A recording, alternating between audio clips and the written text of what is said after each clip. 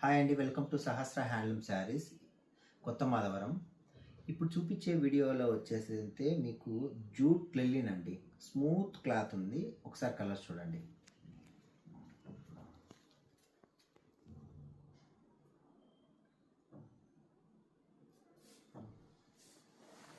శారీ మొత్తం ఇలా ఉంటుందండి.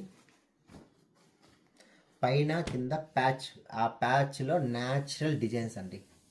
మొత్తం వర్క్, హ్యాండ్ వర్క్ తీసినది.